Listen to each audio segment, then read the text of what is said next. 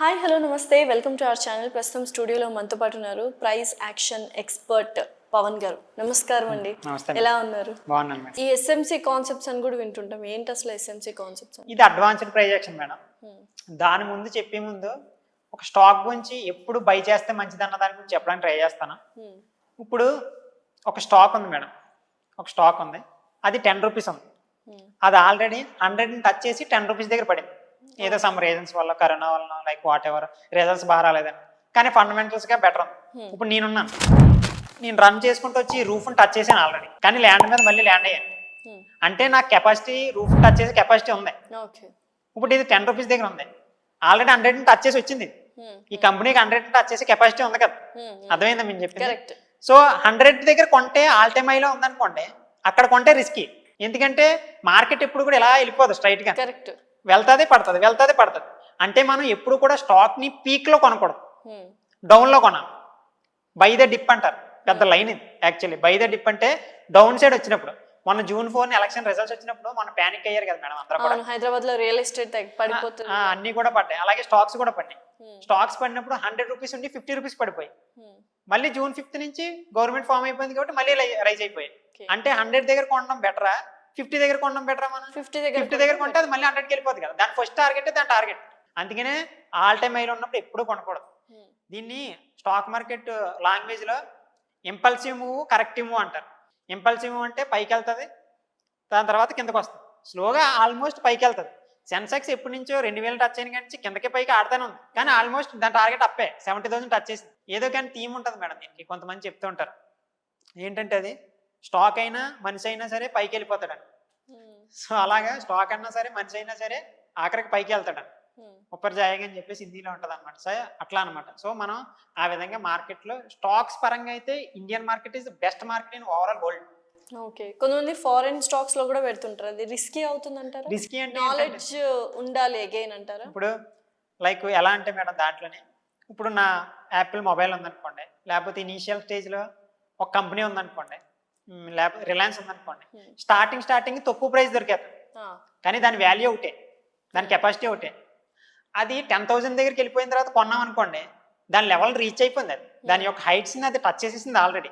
10,000 నుంచి స్లోగా 10,100 అలా వెళ్తుంటుంది. బట్ 100 నుంచి 10,000 ఫాస్ట్ వెళ్తుంది.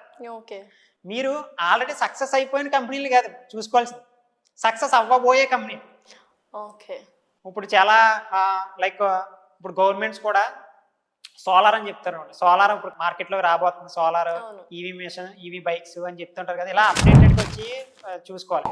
రాకేష్ జుంజున్వాలా అని చెప్పాను కదా, లైక్ టైటాన్ వాచ్ని 2 రూపీస్ దగ్గర కొన్నారు, ఇప్పుడు 3,000. అంటే మనం కిందే కొనాలి, కానీ గెస్ చేయగలగాలి. దానికి కావాల్సింది fundamental analysis, technical analysis, news analysis. So ఇవన్నీ న్యూస్ అనాలిసిస్ అంటే మీరు అన్నట్టు న్యూస్ చూసుకోవాలి. ఫండమెంటల్, టెక్నికల్ అంటే ఎలా అప్రోచ్ అవ్వాలి, ఫండమెంటల్ తెలియాలి అంటే ఫండమెంటల్కి, న్యూస్కి, టెక్నికల్కి డిఫరెన్స్ చేసి చెప్తాను. మీరు అలా ఈ ఒక్క వీడియో చూస్తారు కాబట్టి మీరు అలా యూట్యూబ్లో వేరే వీడియోస్ అన్నా చూసి దాన్ని పూర్తి స్థాయిలో నేర్చేసుకోవచ్చు. లైక్ ఫండమెంటల్ అంటే మేడం, ఎవరు స్టార్ట్ చేశారు కంపెనీని, ఎప్పుడు స్టార్ట్ చేశారు, దేనికి స్టార్ట్ చేశారు, ఎలా స్టార్ట్ చేశారు, దేనికోసం స్టార్ట్ చేశారు అన్న ఫార్మేట్లో చూసుకుని క్వార్టర్లీ రిజల్ట్స్, హాఫర్లీ రిజల్ట్స్ అని ఉంటుంది మేడం. ప్రతి కంపెనీ కూడా స్టాక్ మార్కెట్లో లిస్ట్ అయిన కంపెనీ ఎవరో కూడా వాళ్ళ ప్రాఫిట్స్ని హైడ్ చేయడానికి లేదు, బయటికి చెప్పాలి. మాకు ఈ మంత్ 300 crores వచ్చిందంటే 300 crores వచ్చిందని వాళ్ళు చూపించాలి. ఓకేనా, ప్రతి స్టాక్ హోల్డర్కి చెప్పాలి. అలాగా లాస్ట్ క్వార్టర్లీ రిజల్ట్స్ అన్ని వాళ్ళు బాగా పర్ఫార్మెన్స్ చేశారనుకోండి, దెన్ ఫండమెంటల్గా మంచి స్టాకే కదా, మంచి స్టాకే, అప్పటికి అర్థమైపోతుంది అది బాగా పర్ఫార్మెన్స్ చేసింది, అర్థమైపోతుంది. ఇంకోటి ఐపీఓ లిస్ట్ అవుతున్నప్పుడు మనం ఎలా కనుక్కోవాలి బ్రో అని చెప్పారు అనుకోండి. ఇప్పుడు మన లైక్ టాటా, మీకు రీసెంట్గా ఇది ఆ టాపికే, రీఛార్జెస్ అన్ని కూడా పెరిగాయి తెలుసా మీకు? అంటే ఐడియా కానీ జియో కానీ డబల్ చేశారు, 200కి వచ్చేది ఇప్పుడు 300 ఎంత ఉన్నారు, 25% హైక్ చేశారు రీఛార్జ్ చేసుకోవడానికి. అందుకని టాటా, డొకోమో అనుకుంటా, లైక్ డొకోమో కానీ వడాఫోన్ ఇవి ఉన్నాయి కదా, కొన్ని వీళ్ళు వస్తున్నారు బయటకు మళ్ళీ. సో వీళ్ళు వస్తుంటే వాళ్ళు తక్కువ రీఛార్జ్, బిఎస్ఎన్ఎల్ కానీ గవర్నమెంట్ది. సో వీళ్ళందరూ మళ్ళీ వస్తున్నారు మార్కెట్లో 5G అప్డేట్ చేసుకుంటారు. ఇలా గ్రోత్ ఉన్న స్టాక్స్ని సెలెక్ట్ చేసుకోవడం కానీ, లేకపోతే జియోకి సంబంధించింది వాళ్ళు ఎవరైతే అంబానీ గారు ఉన్నారో ఆయన ఇప్పుడు స్టాక్ మార్కెట్లో బ్రోకరేజ్ అని చెప్పాను కదా, జీరోదా, అప్ స్టాక్స్, ఎల్ఐసిబుల్, అలాగే ఒక బ్రోకర్ని దింపుతున్నారు. ఆయన కూడా ఆ ఫీల్డ్లో కూడా వస్తున్నారు. లైక్ ఆ ఫీల్డ్లోకి వస్తున్నారంటే అతను మంచి పేరు ఉన్న వ్యక్తే కదా. డెఫినెట్లీ ఏదో స్టార్ట్ చేశారు ఆయన, అందరూ ఇన్వెస్ట్ చేయాలి అంటున్నారు, ఒక యాప్ రిలీజ్ చేశారు. అవునవును, అదే డిమార్ట్ అకౌంట్. సో అతను కూడా డిమార్ట్లోకి వస్తున్నారు.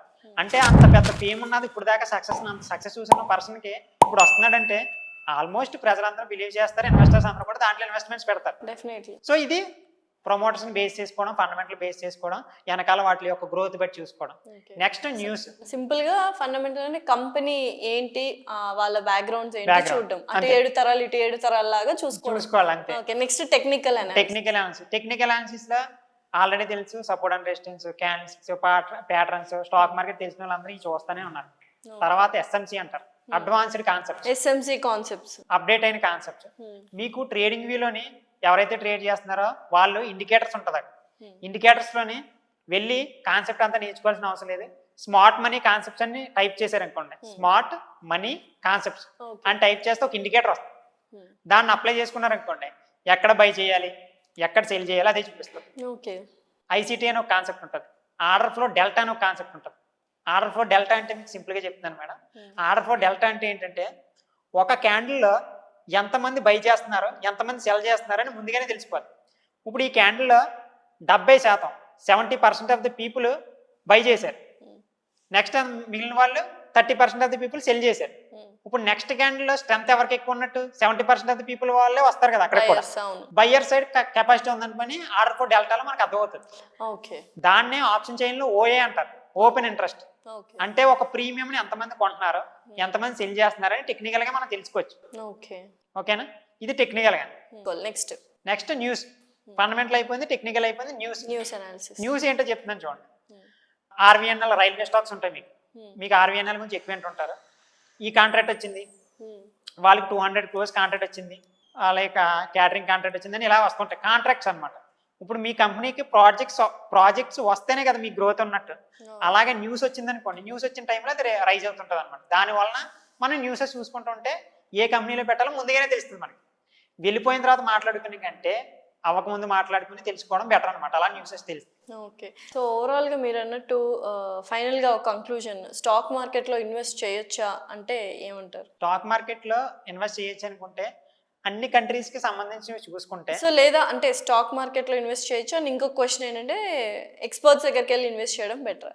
బేసికలీ అందరికీ కూడా ఎవరు చెప్పినా సరే ఒక పాయింట్ ఆఫ్ వ్యూ 100% ఎవరికి తెలియదు, 100% ఎవరికి తెలియదు.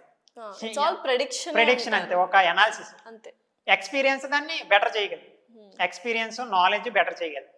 బేసిక్ నాలెడ్జ్ ఫస్ట్ నేర్చేసుకోమంటాను నేను, లెర్నింగ్ పర్పస్లో మొత్తం నేర్చేసుకోండి. యూట్యూబ్లో ఫ్రీ కంటెంట్ ఉంటుంది, లేకపోతే ట్రేడింగ్ బస్ తెలుగు కొడితే వస్తుంది దాంట్లో.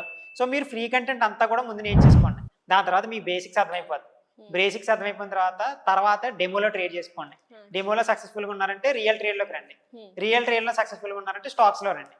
మీకు ఇక్కడ నేను ఇందాక క్రికెట్ ఎగ్జాంపుల్గా తీసుకుని ఒక గ్రౌండ్ అనుకుంటే ఈ ఫీల్డ్ అన్ని చెప్పాను కదా, మీరు ఏ కైండ్ ఆఫ్ బ్యాట్స్మెనా, బౌలరా, వికెట్ కీపరా, లేకపోతే ఆడియన్స్ అన్నది మీకు తెలుస్తుంది, లెర్నింగ్ ప్రాసెస్ లో తెలుస్తుంది మీరే బ్యాట్స్మెన్ అన్నది. అప్పుడు నేను ఇక్కడ ఏది రిస్క్ ఎక్కువ, ఏది రిస్క్ తక్కువ అన్న పాయింట్ ఆఫ్ వ్యూ చెప్పడానికి ట్రై చేస్తాను.